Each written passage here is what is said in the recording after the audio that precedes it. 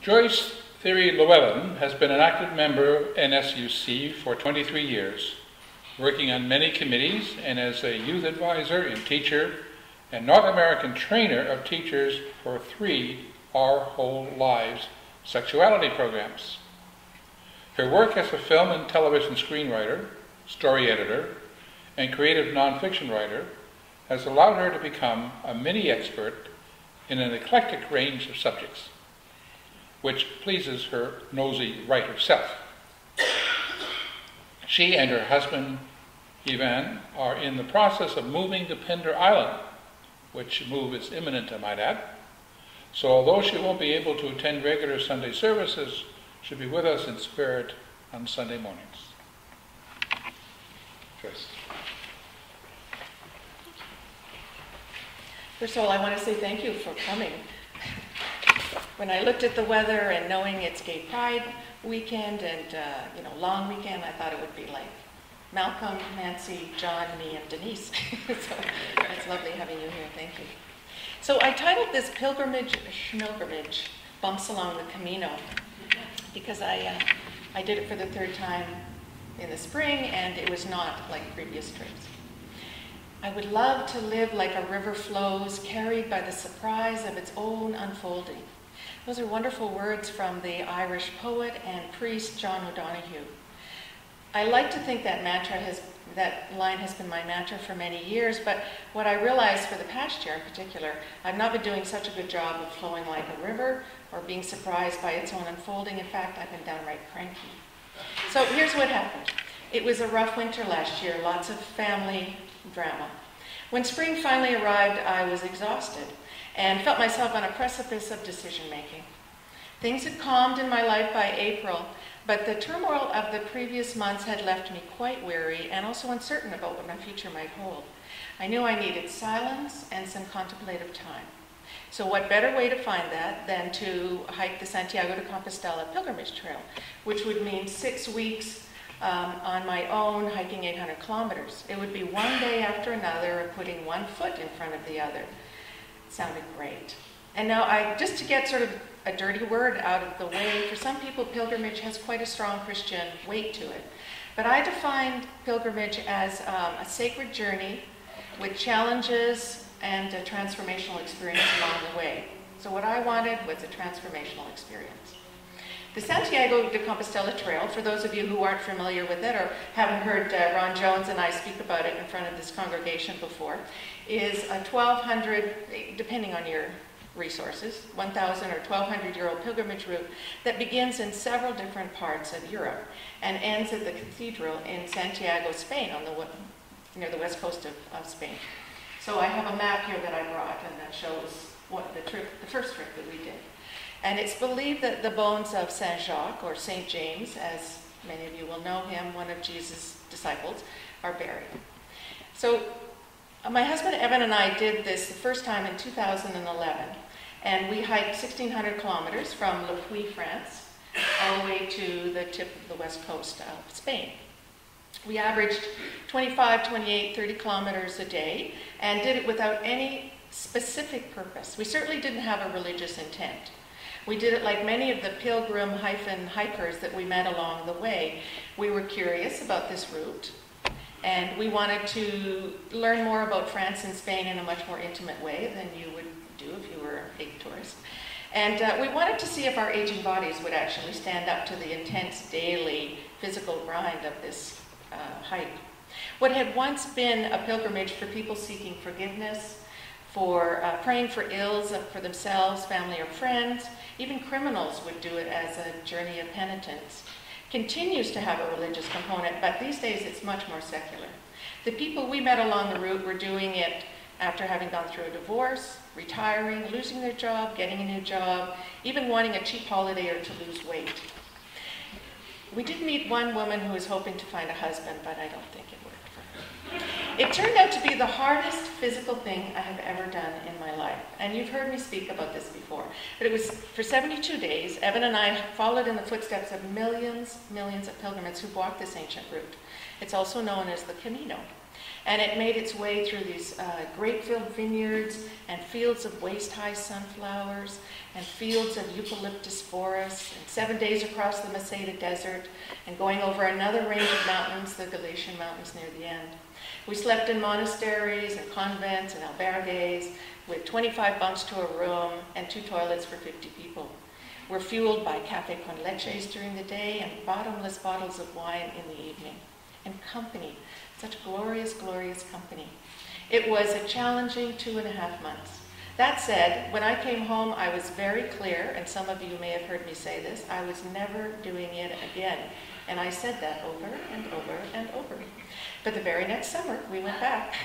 This time we did a beautiful deviation route. So there is the standard route, but there's also side trips you can do to different pilgrimage places. And we walked from Figeac to Rocamadour, which is a stunningly beautiful cliffside town built on a mountain looking over a river. And the cathedral there has this tiny, beautiful little black Madonna that a lot of people go to visit. That winter and the next, I could not get the Santiago de Compostela out of my mind.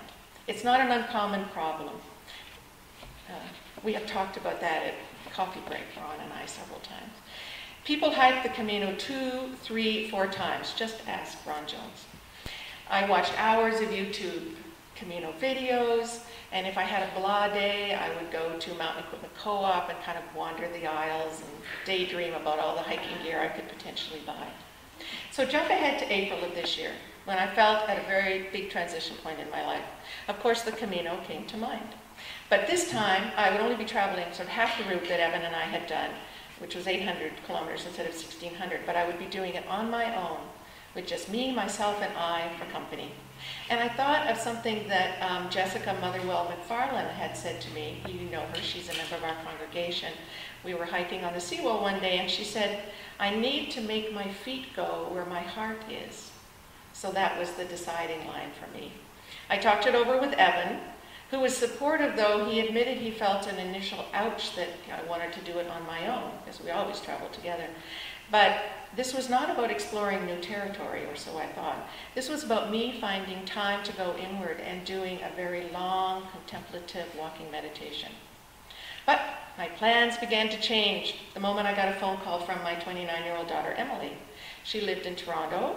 Her work contract had just ended, and although she'd accepted a transfer to the Vancouver office, she suddenly had almost 2 months to fill. They didn't want her to start until July, so she said, can I come on the hike too? I admit I paused, but this was my beloved grown daughter who wanted to spend 6 weeks with me. Of course I said yes. And then my cousin Gay called. She'd been talking to Emily and had always wanted to do the Camino, but was shy about doing it alone. Could she come along for a few weeks? I paused again, but only for a nanosecond. So in early May, the 3 of us arrived in Paris in all our gear. I danced my boots, and wearing the clothes we would wear for the next 6 weeks, basically, and made it to Saint-Jean, the base of the Pyrenees, and were ready to go. Emily began feeling sick on our first day, but she was determined to do the hike. That first day, we also met several friendly but very chatty people who were keen to travel with us. Our family trio ended up changing plans almost hourly so we could walk ahead, pause behind, break up the group our new friends were so keen to form. It was a bit of an echo of the previous 6 months where I had retreated, joking with some people who may not have realized I wasn't actually joking, that I was looking for a cave to hibernate in. Gay, Emily, and I quickly found that there were more people hiking the Camino in May and June of this year than in the past 10 years. We started leaving our hostel very early so we could hike 5-6 hours and reach our day's destination no later than 1 o'clock in the afternoon. On several occasions, we got the last 3 beds in the monastery or convent or albergue, and this added an urgency to our daily hikes that I didn't remember from my previous 2 trips.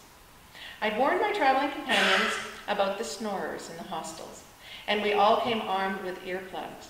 But there's nothing that can prepare you for the sound of 50 or more people snoring, fidgeting, tossing about, rustling through plastic bags at 4:30 in the morning, or slamming the bathroom door repeatedly through the night. I knew within a few days I was getting too old for this crap. So the loud, restless nights gave me lots of time to obsess over inconsiderate hikers who came into our long rooms of occupied bunk beds with sleepers in them and turned the lights on. I thought of that line from the George Harrison-produced film With Nell and I, "We've gone on holiday by mistake." I carry a small card that has our UU principles on it. I'm always planning on memorizing them, but 23 years later, I'm still not up to that. I pulled it out and read it one late night. The inherent worth and dignity of every person. Justice, equity, and compassion in human relations. Acceptance of one another and encouragement of spiritual growth in our congregations. A fine and responsible search for truth and meaning. The right of conscience and the use of the democratic process within our congregation and in society at large. The goal of world community with peace, liberty, and justice for all. Respect for the interdependent web of all existence of which we are a part. And I thought, yikes, it's week 2 and I've transgressed at least 4 of the 7 already. After one particularly rough day of hiking, Gay revolutionized my concept of what it was to hike the Camino by actually suggesting we take a bus and miss the next hard part. Wow, who would have thought?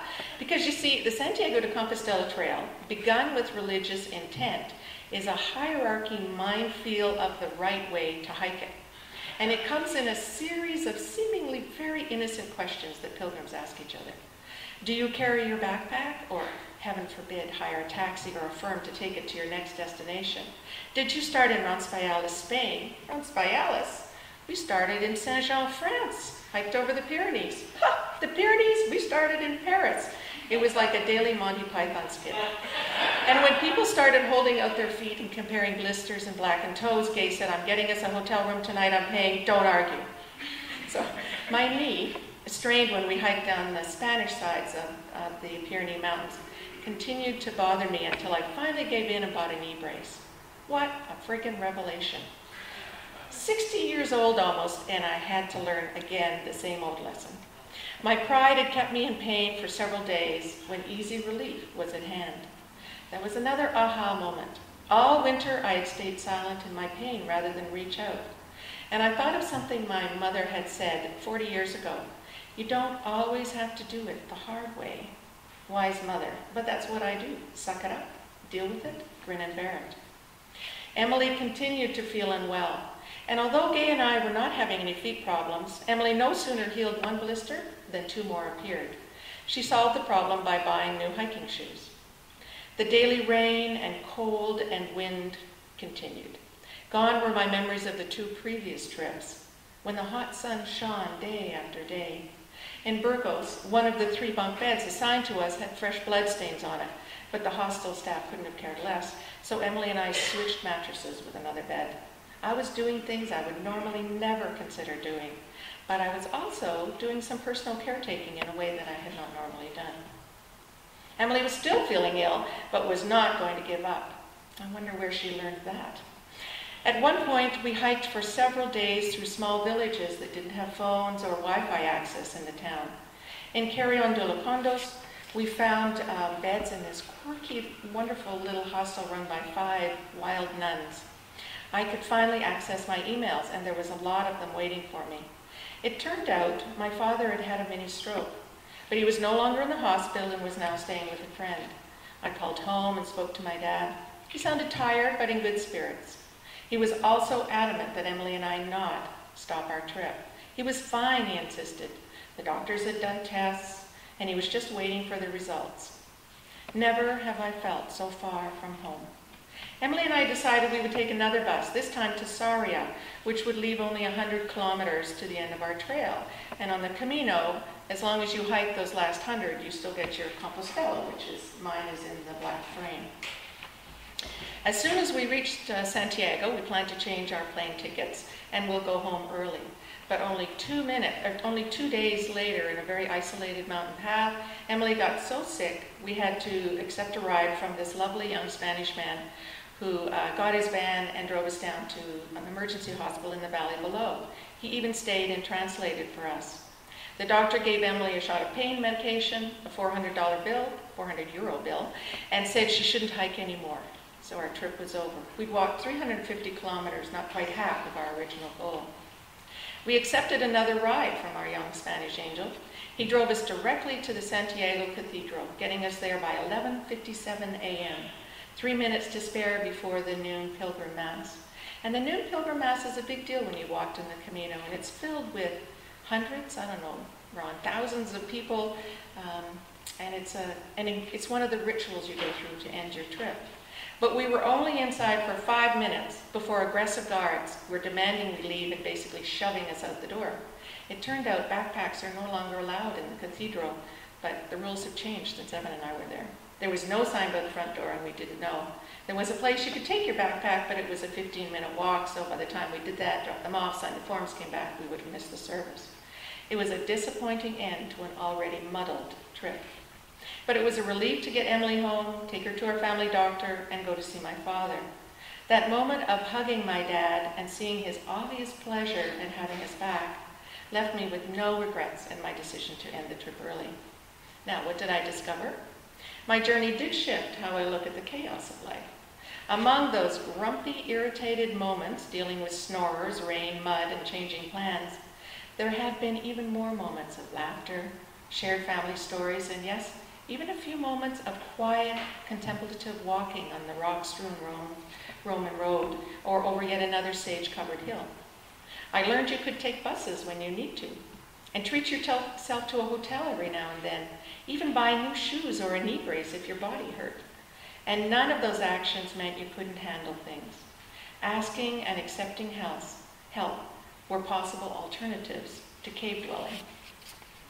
There is a line in that beautiful song that Malcolm sang this morning, "Que pu cercando io vo." I hope I've said that right, Pablo, we're close. Which translates to, "What more searching need I do?" I usually say that my life theme song is U2, still haven't found what I'm looking for. But now I'm not so sure. I'll always have restless feet. I'll continue to have days when I'm grumpy and impatient. But I'm feeling more able to follow O'Donoghue's words now. I would love to live like a river flows, carried by the surprise of my own unfolding. Which reminded me of something the Dalai Lama said once. Remember that not getting what we want is sometimes a wonderful stroke of luck. So may it be so.